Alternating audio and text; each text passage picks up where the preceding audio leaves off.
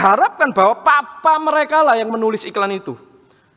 Betapa hati mereka merindukan pengampunan, penerimaan kembali, pendamaian berdamai dengan sang Bapa.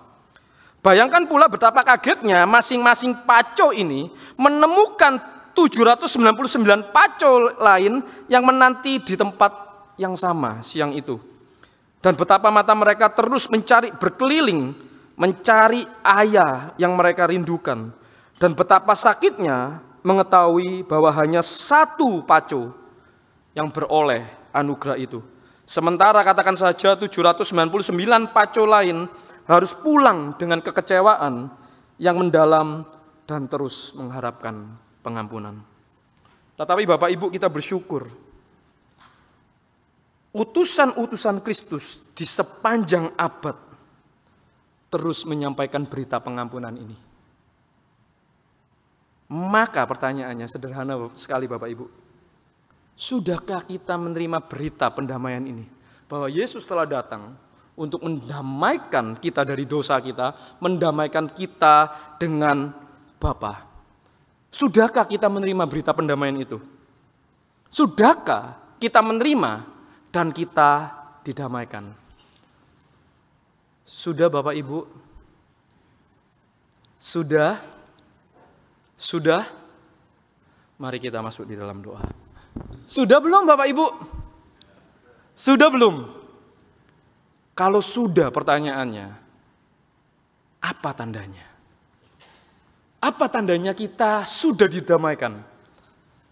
Sudah belum Bapak Ibu? Hah? Serba salah ya, ngomong belum, kok ya apa, maksud belum rek gitu ya. Kalau sudah, ditanyai apa tandanya? Apa tandanya kira-kira Bapak Ibu? Apa tandanya kita sudah menerima pendamaian itu, kita sudah didamaikan, tandanya apa?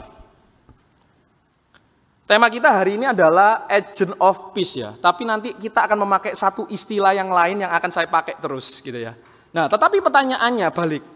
Apa tandanya kita itu sudah didamaikan? Tandanya apa Bapak Ibu? Teman-teman remaja, tandanya apa? Ketika kalian sudah berdamai dengan papa mama kalian, tandanya apa? Uang saku lancarku. Apa tandanya? Apa tandanya? Wah, kalau kita sudah didamaikan, berkat saya lancar Pak. Wah, kalau yang berkatnya nggak lancar gimana? Merasa nggak damai nih gitu ya. Apa tandanya Bapak Ibu? Tandanya tadi udah dibacakan pada votum tadi. Pada kata pembuka ya. Mari kita baca Matius 5 ayat 9. Kita baca. Ada, kita buka Matius 5 ayat 9. Apa tandanya? 1, 2, 3.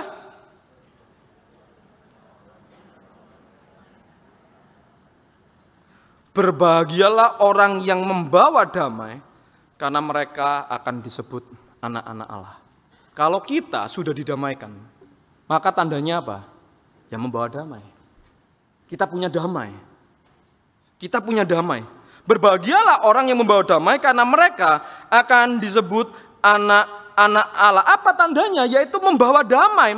Dan ini dikatakan apa? Diberkatilah orang-orang yang membawa damai, karena mereka akan disebut anak-anak Allah. Apa artinya? Artinya adalah karena mereka sudah didamaikan. Mereka bukan lagi menjadi musuh Allah, mereka bukan lagi menjadi seteru Allah. Tetapi apa? Anak-anak Allah. Kenapa? Karena sudah didamaikan. Dan sebagai anak-anak Allah, tandanya apa? Membawa damai. Itulah kenapa kalau kita baca di dalam ayat ke-20, Bapak Ibu sekalian, rekan-rekan sekalian, jadi kami ini adalah utusan-utusan Kristus. Itulah kenapa Paulus mengatakan bahwa dirinya adalah utusan-utusan Kristus. Dia adalah anak-anak Allah. Kenapa? Karena dia membawa damai. Sebab dia sudah didamaikan. Dan itu terbukti dengan apa? Dia membawa damai di dalam hidupnya. Dan kalau kita tahu kata utusan-utusan Kristus ini menggunakan kata yang digunakan itu adalah ambasador. Apa itu ambasador? Yaitu duta. Nah, ini nanti kita akan menggunakan istilah ini, yaitu brand ambasador, yaitu ambasador, peace ambasador, duta kedamaian. Nah, itulah kenapa kalau kita lihat Bapak Ibu, kita lihat hidupnya Paulus ya. Hidupnya Paulus, itu dia benar-benar diubahkan. Dia membawa damai. Dia yang sebenarnya ditakutin, orang takut ketemu Paulus. Kenapa? Wah, ini akan nyiksa orang Kristen ini. Tetapi Paulus hidupnya apa? Diubahkan. Dan dia tidak ditakuti lagi. Sebaliknya apa? Dia adalah rasul yang paling dinantikan. Kapan lu datang? Kapan lu datang? Kami rindu lu ngajar firman Tuhan. Orang yang tadinya ditakuti, sekarang dinanti-nantikan. Kenapa? Karena dia membawa damai dalam hidupnya. Nah, Bapak Ibu, kalau kita mencoba memahami ambasador, apa itu ambasador? Apa itu duta? Nah, seperti kita tahu kalau sebuah brand atau merek terkenal, itu pasti punya yang namanya brand ambasador. Betul ya?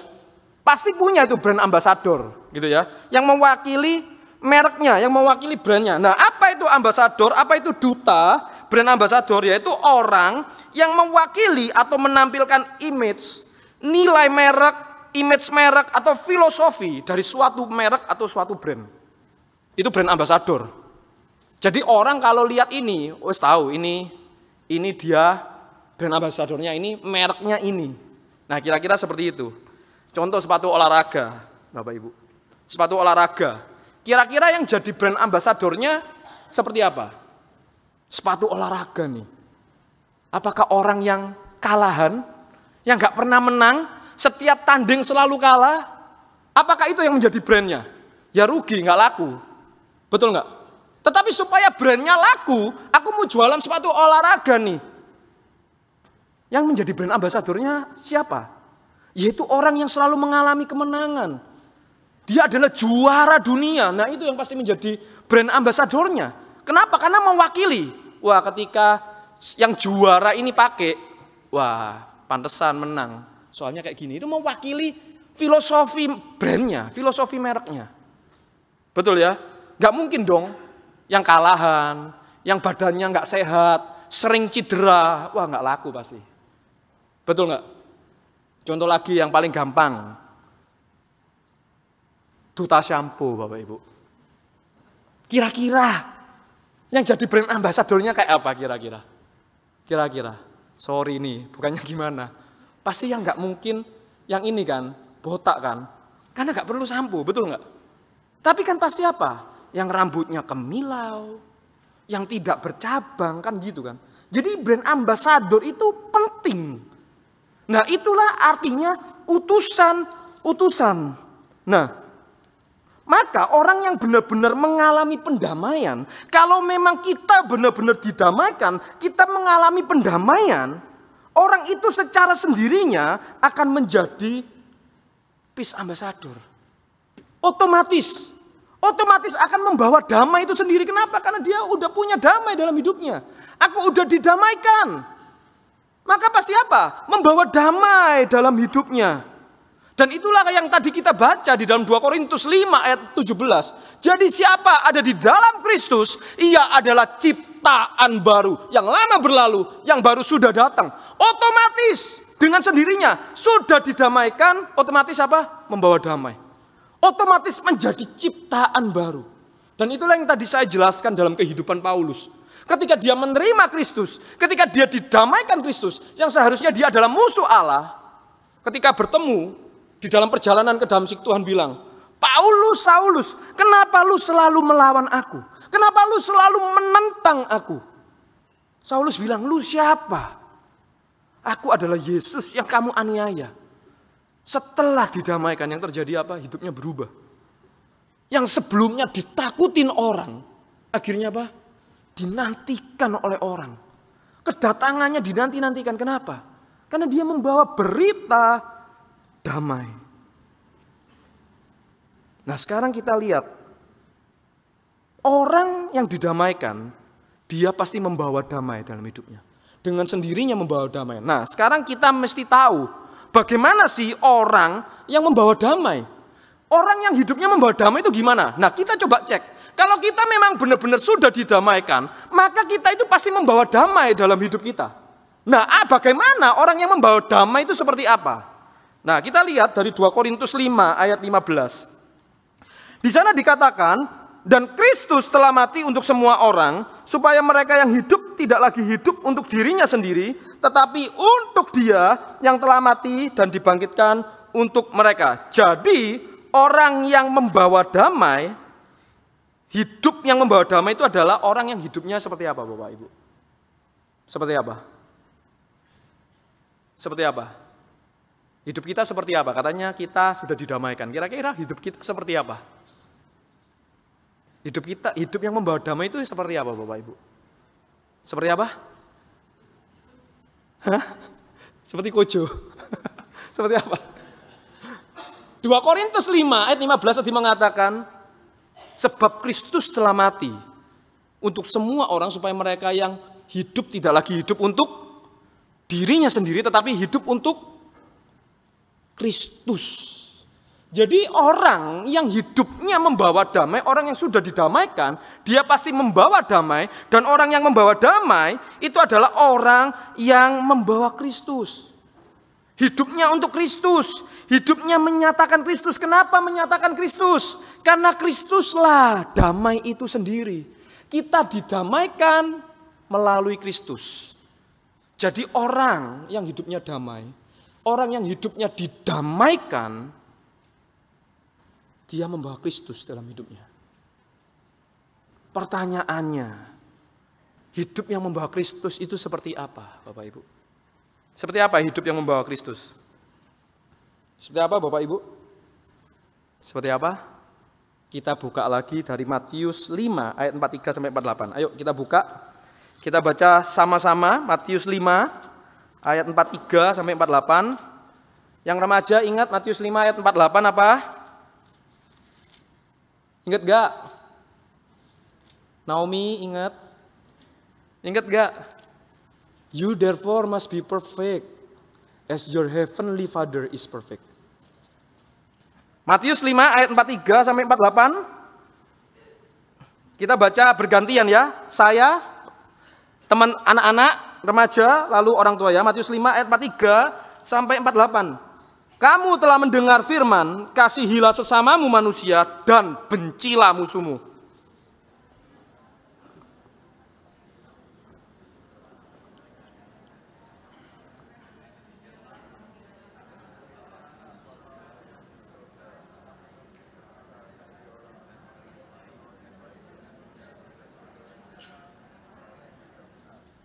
Apabila kamu mengasihi orang yang mengasihi kamu, apakah upamu? Bukankah kamu juga berbuat demikian?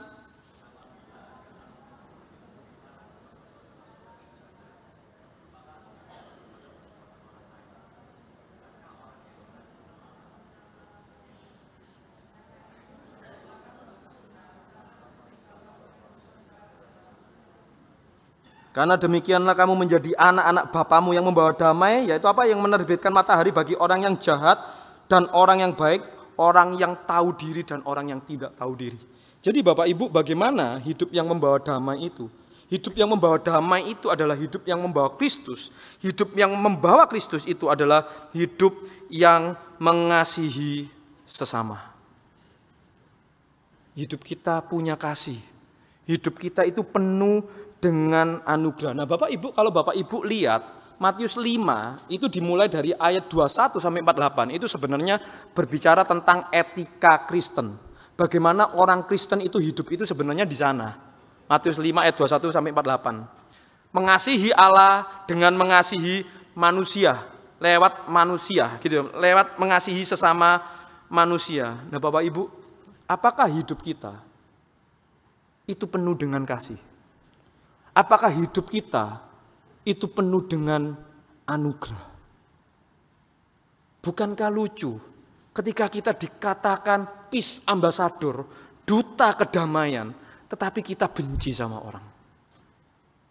Jelas kita bukan duta damai. Kok bisa duta damai tapi benci sama orang? Duta damai tetapi punya musuh. Jelas. Kalau sampai kita nggak bisa mengasihi orang, kalau sampai kita punya musuh, itu jelas kita bukan duta kedamaian. Firman Tuhan dibuka dengan apa? Dunia mengajarkan, kamu mendengar firman, kasihilah sesamamu, bencilah musuhmu. Tetapi aku berkata kepadamu apa? Kasihilah musuhmu. Yesus gak punya musuh, Bapak Ibu. Yesus gak punya musuh. Semua dia kasihi. Bahkan orang-orang yang sulit dia kasihi. Dia tetap kasihi. Disalib membuktikan, ya Bapa ampuni mereka.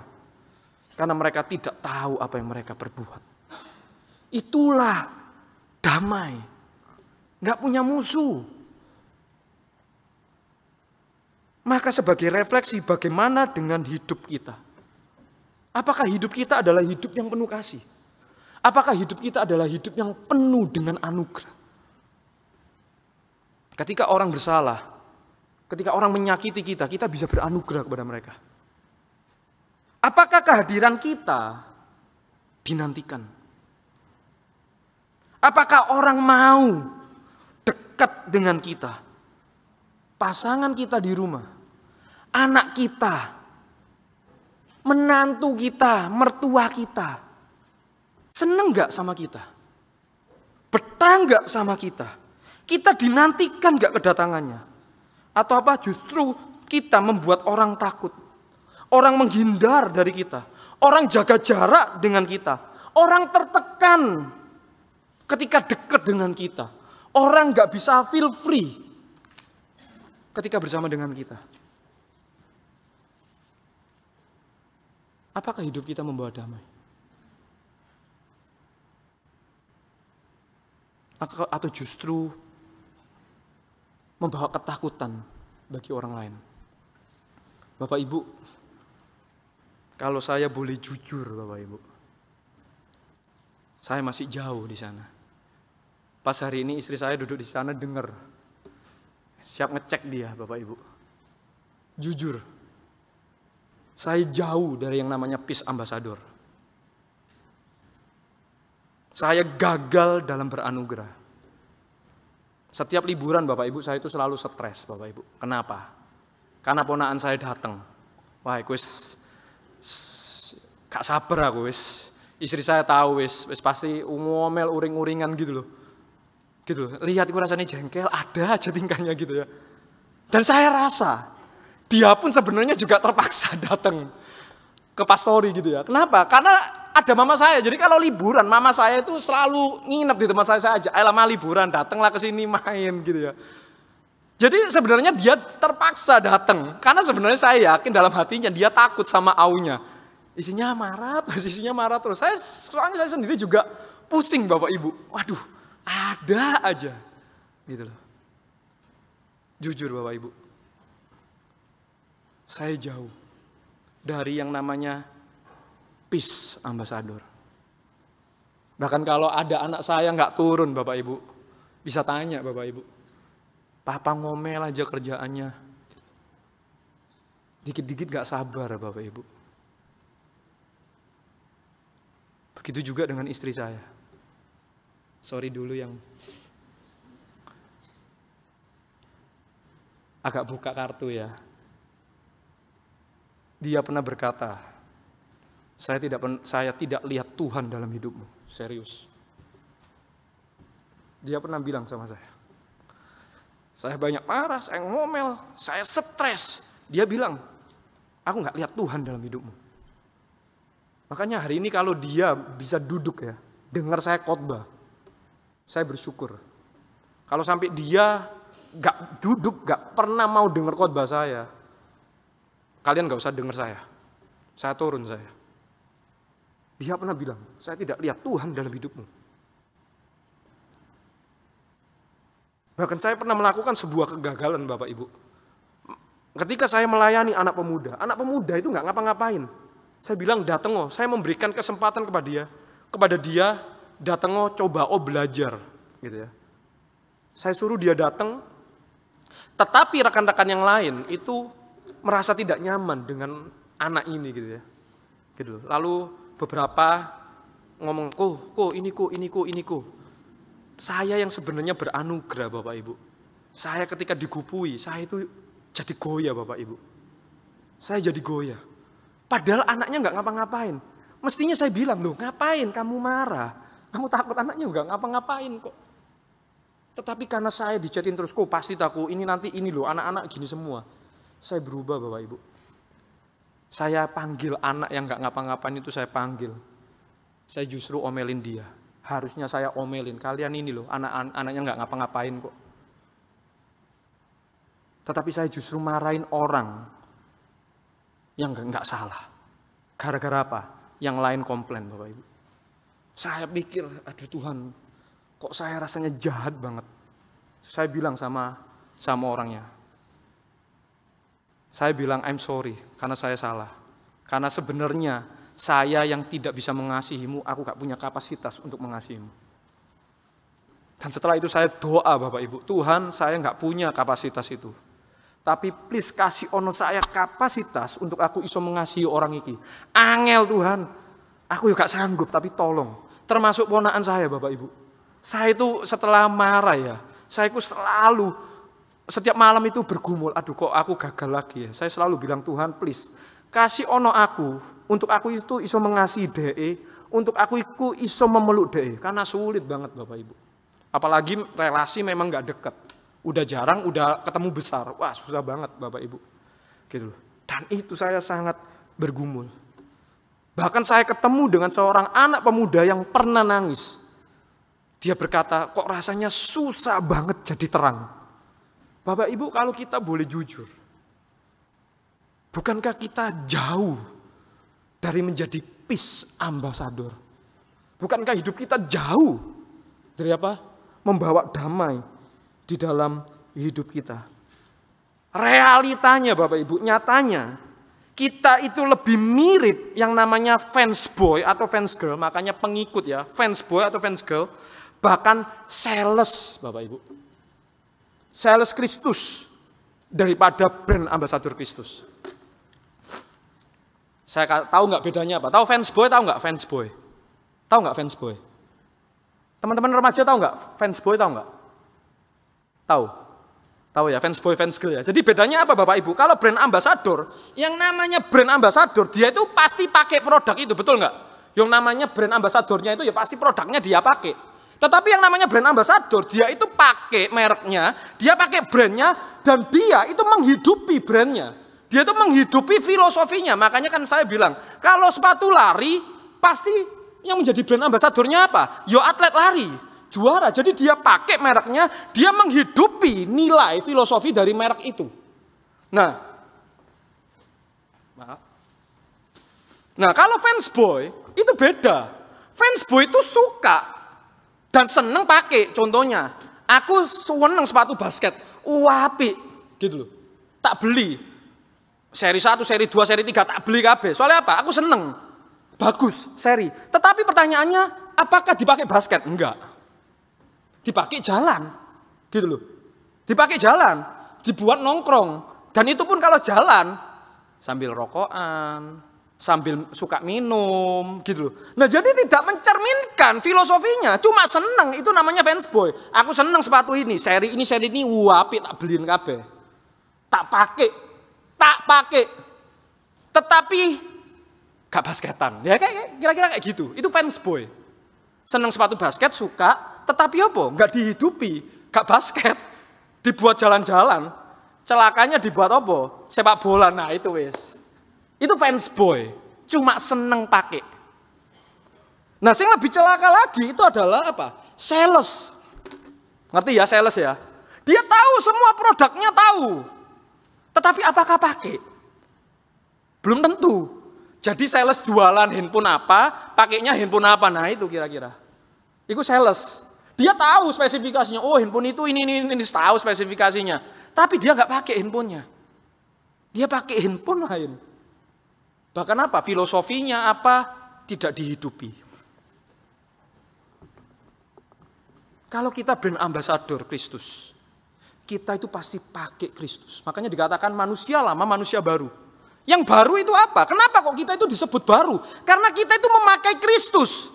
Kita itu menerima anugerah dan kita itu menghidupi Kristus dalam hidup kita. Kita menghidupi anugerah Kristus dalam hidup kita. Makanya brand ambassador dipakai, dihidupi. Tetapi seringkali apa?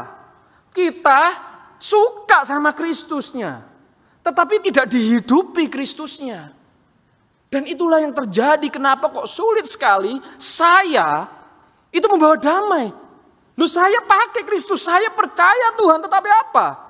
Kasihnya, anugerahnya tidak benar-benar saya sungguh-sungguh hidupi. Nah, lebih lagi apa? Sales. Wah, sales ini hamba Tuhan ini pasti sales.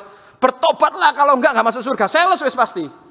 Memberitakan tentang Kristus, tetapi belum tentu percaya sama Kristus. Ada. Sales, jualan. Pokoknya persembahan akeh wis. Gitu loh. Sales. Hati-hati saya ini. Gitu loh. Nah, kita yang mana, Bapak Ibu? Itulah yang terjadi dalam hidup kita.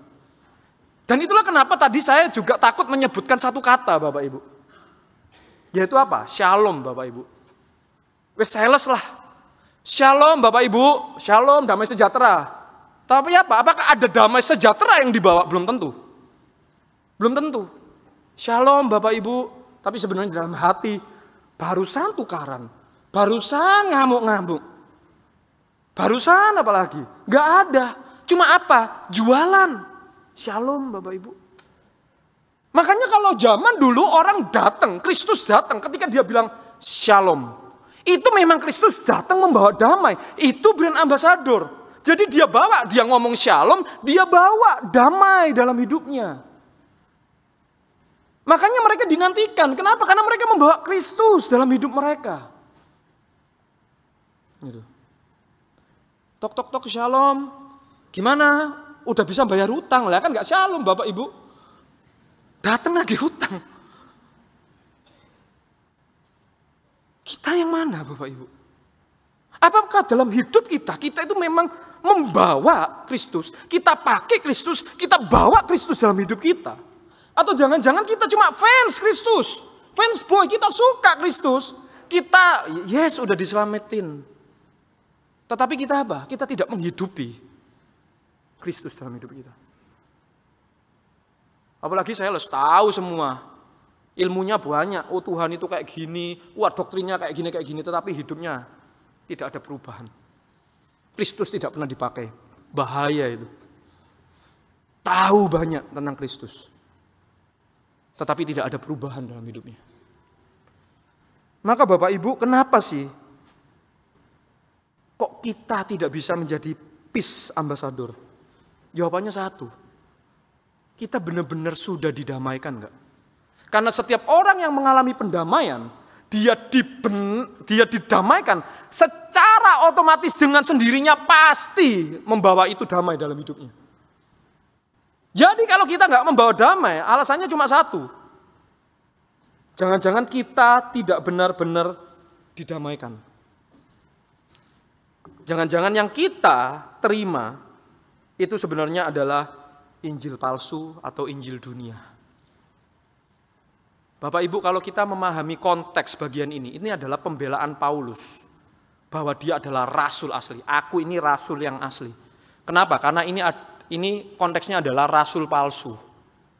Nah, kerasulan itu penting. Karena rasul itu, kalau rasul itu membawa berita. Jadi kalau palsu, beritanya pasti palsu. Makanya kerasulan itu penting.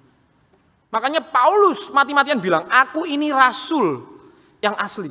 Makanya aku berusaha apa? Meyakinkan kamu dengan hidupku. Kenapa kita tidak bisa menjadi peace ambassador? Jangan-jangan yang kita miliki adalah Injil palsu. Injil dari dunia. Apa Injil palsu itu? Apa Injil dunia itu? Yaitu Injil yang menolak anugerah, Bapak Ibu. Karena Injil itu berbicara tentang anugerah. Tetapi Injil palsu, Injil dunia itu berbicara tentang apa? Menolak anugerah, berbicara tentang reward. Saya sempat singgung di dalam khotbah diam. Injil dunia itu berbicara reward, Injil asli itu berbicara tentang anugerah. Nah, Injil dunia, Injil yang palsu, itu adalah Injil yang menolak anugerah. Bagaimana cara kita menolak anugerah? Yaitu dengan berusaha membuktikan diri kita layak. Nah, kalau kita membuktikan diri kita layak, itu bukan anugerah namanya. Itu namanya reward. Reward itu kamu dapat karena kamu layak menerima. Tapi anugerah itu adalah lu gak layak, lu dikasih. Nah, masalahnya kita itu dalam hidup kita itu menolak anugerah, Bapak Ibu. Karena kita itu dibentuk oleh dunia. Karena dunia itu tidak punya anugerah. Dunia itu berbicara tentang reward. Kalau lu mau diampuni, buktikan. Berubah sih. Lek lu mau diterima, berubah sih. Sorry terus gak pernah berubah sih. Itu dunia. Lek lu mau dicintai, lu mau diterima, buktikan. Apa yang membuat aku menerimamu? Itu dunia. Dan celakanya itu masuk di dalam Injil. Saya kemarin menjelaskan diam. Seringkali kita itu apa? Ngerasa, aduh aku gak layak. Sehingga kita itu menolak anugerah Tuhan. Tetapi ada orang yang sadar, aku gak isa, tapi aku gak iso. Jadi akhirnya apa? Aku menerima anugerah itu. Tetapi terpaksa, Bapak Ibu. Ya wis lah, terpaksa tak terima anugerah. Tapi berjalannya waktu anugerahnya dicicil, tak cicil. Dengan nyicil apa? Yo dulu aku gak pernah persembahan, saiki aku persembahan. Dulu aku gak pernah perpuluhan, sekarang perpuluhan. Dulu aku gak pernah pelayanan, sekarang pelayanan dicicil. Gampangnya kemarin saya jelaskan itu tentang cerita orang Farisi dan pemungut cukai. Ada dua orang datang, satu orang Farisi, satu orang pemungut cukai. Datang berdoa sama Tuhan. Yang Farisi bilang, Tuhan, aku bersyukur karena aku tidak mencuri, aku tidak membunuh, aku tidak berzina. Aku gak mirip belakangku iki lho, pemungut cukai. Aku kerjaku bener, aku ngei perpuluhan, aku pelayanan, aku puasa. Wih, segala hal-hal yang baik. Tapi yang pemungut cukai, dia cuma pukul diri nih, Tuhan, ampuni aku manusia berdosa. Siapa yang dibenarkan? Bukan ahli Farisi, bukan ahli Taurat, tetapi apa? Pemungut cukai. Kenapa dibenarkan? Padahal dia gak punya apa-apa. Kalau mau ngomong baik-baikan mana? Orang Farisi. Tetapi yang dibenarkan adalah Pak pemungut cukai. Kenapa? Karena ini berbicara tentang anugerah. Lu tidak layak, lu gak iso apa-apa. Pulango tak bener no. Tetapi bisa enggak? Tahun depan dia bilang, Tuhan ampuni aku. Aku dulu, aku jadi pemungut cukai sih. Tapi saiki aku iso ngei perpuluhan. Yo sorry sih, uangnya rodok haram Tuhan. Tapi kan ya aku belajar lah gitu. Tahun depan, jadi pemungut cukai. Jadi berusaha cari kerja bener. Tapi Tuhan aku semulai puasa iki. Tahun depan ini lagi, Tuhan, aku dapat kerjaan genah, aku gak pemungut cukai meneh. Tahun keempat datang lagi, Tuhan, aku doa, aku puasa. Tahun kelima berubah, Tuhan, aku puasa, aku tidak berzina lagi, aku tidak membunuh, aku gak sama koyo koncoku iki lho cek pemungut cukai. Celaka enggak? Dicicil. Lama-lama, aku dulu memang gak layak, tapi saiki Tuhan tonton hidupku genah, aku layak menerima pembenaran. Dan itu terjadi dalam hidup saya, Bapak Ibu. Waktu saya dulu, Krisna kamu bentar lagi mau kemana? Aku sebenarnya mau jadi hamba Tuhan gitu. Semua orang bilang, hah? Serius temenan ta? Gak cocok rasanya. Iya gak cocok. Ngerti aku gak cocok. Rendah hati Bapak Ibu. Berjalannya pelayanan, Tuhan berkati pelayanan saya. Banyak orang bilang dengan bangganya, ya apa? Hebat enggak? Gila enggak Bapak Ibu? Dari tidak layak, merasa diri layak. Jahat Bapak Ibu. Dicicil, saya cicil. Dulu Tuhan aku gak layak. Saya kira aku layak. Itulah kenapa hari ini banyak dari kita. Ketika kita jatuh dalam dosa, kita akhirnya apa? Menolak anugerah. Aku wis bolak-balik jatuh, wis aku gak nang gereja lagi. Aku gak pelayanan lagi wis, daripada apa? Gak layak aku. Wis aku gak pelayanan ae lah. Gitu loh. Atau enggak apa? Berusaha mati-matian pelayanan supaya apa? Melayakkan diri. Itulah akhirnya apa? Kacau semua. Dan itu kita akhirnya apa? Memperlakukan orang sama seperti kita. Kita tidak beranugerah. Kenapa? Tunjukkan dulu, lu layak menerima. Baru tuh tak kasih. Celaka enggak Bapak Ibu? Itulah perbedaan Injil yang palsu sama Injil yang asli. Sekali anugerah, tetap anugerah. Tidak iso dicicil. Tuhan bayarono sih tak cicil darahmu, gak bisa. Sekali anugerah tetap anugerah. Masalahnya kan kita kan tidak punya konsep anugerah. Konsep kita apa? Aku harus layak. Gak bisa Bapak Ibu. Itulah kenapa Bapak Ibu sebagai aplikasi kita harus menyadari anugerah adalah anugerah.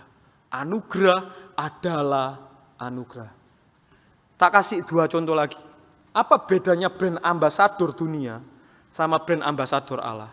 Kalau brand ambasador dunia, lu harus membuktikan diri dulu. Oh, lu memang juara. Lu selalu juara. Tahun kemarin juara, tahun berikutnya juara, tahun berikutnya juara. Wah, ini juara 5 kali berturut-turut. Tak kontrak. Betul nggak? Betul ya? Setiap kita yang perusahaannya punya brand ambasador, tunjukno lu hebat. Lek lu gak hebat ya aku males lah kontrak kamu. Lu hebat, tak kontrak. Jadi harus membuktikan dulu. Baru dipilih, baru dikontrak. Dan itu tergantung dari siapa? Orangnya. Lek lu tidak konsisten, lek lu suatu kali kalah, kontrak batal. Itu dunia. Tetapi kalau Kristus beda. Sebelum kita membuktikan, ketika kita nggak layak, sama Tuhan wis dipilih. Dipilih dan diubahkan. Dan tidak bergantung dari siapa kita, tapi bergantung dari anugerah Allah. Celaka, kalau kelayakan bergantung sama kita, kontrak kita putus Bapak Ibu. Kontrak kita sebagai brand ambasador putus kalau bergantung sama kita. Tetapi kenapa kita bisa menjadi brand ambasador Allah? Karena anugerah Allah buat kita tidak pernah putus. Karena kita dipilih bukan ketika kita sudah membuktikan. Justru ketika kita bukan siapa-siapa, dipilih, diubahkan untuk menunjukkan kepada dunia. Dan itu tidak bergantung dari kita. Jadi kalau dunia kontrak itu karena reward, lu menjaga konsisten kemenanganmu. Tetapi di dalam Kristus tidak ada reward, anugerah. Lu tak pilih, lu gak bisa apa-apa, lu tak pilih, lu tak ubahkan, lu tak jadikan. Berkat. Itu bedanya. Itulah kenapa sebagai aplikasi, kita harus benar-benar menyadari anugerah adalah anugerah. Bapak Ibu, kita benar-benar menyadari anugerah Allah enggak dalam hidup kita. Kalau kita enggak benar-benar menyadari arti anugerah, hidup kita itu tidak akan pernah damai. Hidup kita itu akan berusaha membuktikan bahwa aku layak. Gak bisa Bapak Ibu. Gak bisa. Itulah kenapa anugerah, diisi anugerah tidak pernah bisa berubah. Anugerah selamanya anugerah. Sebagai penutup kita baca 2 Korintus 5 ayat 20-21. Dalam nama Kristus kami meminta kepadamu, berilah dirimu didamaikan dengan Allah. Dia yang tidak mengenal dosa telah dibuatnya menjadi dosa karena kita, supaya dalam Dia kita dibenarkan oleh Allah. Inilah Injil yang benar yang harus terus dikhotbahkan pada diri kita sendiri. Brand ambasador adalah mereka yang terus memakai dan menghidupi nilainya. Terus kenakan Kristus dalam hidup kita. Dengan cara menghidupi anugerahnya hari demi hari. Ingat Bapak Ibu, kita adalah brand ambasador. Bukan fans boy, apalagi sales. Ngerti ya bedanya ya? Brand ambasador adalah mereka yang memakai mereknya. Siapa mereknya? Memakai Kristus. Dan dia menghidupi nilainya. Dia menghidupi filosofinya. Dia menghidupi brandnya. Kita pakai Kristus. Kita hidupi Kristus. Kebenarannya, anugerahnya kita hidupi hari demi hari. Mari kita masuk di dalam doa.